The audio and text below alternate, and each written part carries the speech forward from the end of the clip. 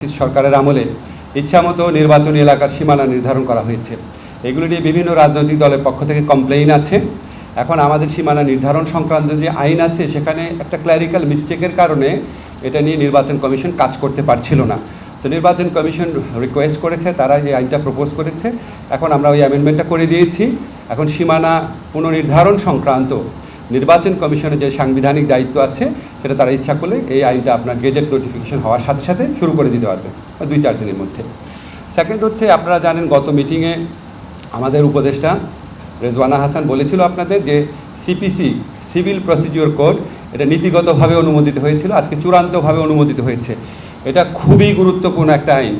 আপনারা জানেন বাংলাদেশের সিভিল মামলা নিষ্পত্তি হতে বছরের পর বছর, এমনকি যুগের পর যুগ লাগে। আমরা এখানে অনেকগুলা চেঞ্জ এনেছি, তার মধ্যে কয়েকটা শুধু গুরুত্বপূর্ণ চেঞ্জের কথা আপনাদের বলি। একটা চেঞ্জ হচ্ছে, আগে আপনার ইচ্ছামতো অ্যাডজর্নমেন্ট বা মামলা মুলতবি করা যেত শুনানি, এখন আর মুলতবি করা যাবে না। আগে সিপিসির মামলাতে প্লেইন্ট বা আর্জি যেটা এবং এটার উত্তরে যে রিটেন স্টেটমেন্ট দিত, এটা আপনার আইনজীবীরা পড়ে পড়ে শোনাতো, বিভিন্ন শুনানির সময় পড়ে পড়ে শোনাতো এবং সেখানে কনসার্ন ব্যক্তি আপনার ওটাতে সম্মতি দিত, তারপর আদালত সেটা শুনতো। এই শুধুমাত্র আর্জি আর রিটেন স্টেটমেন্ট এটা আদালতে মৌখিকভাবে উত্থাপন করতে করতে 2-3 বছর পর্যন্ত চলে যেত, এমন নজিরও আছে।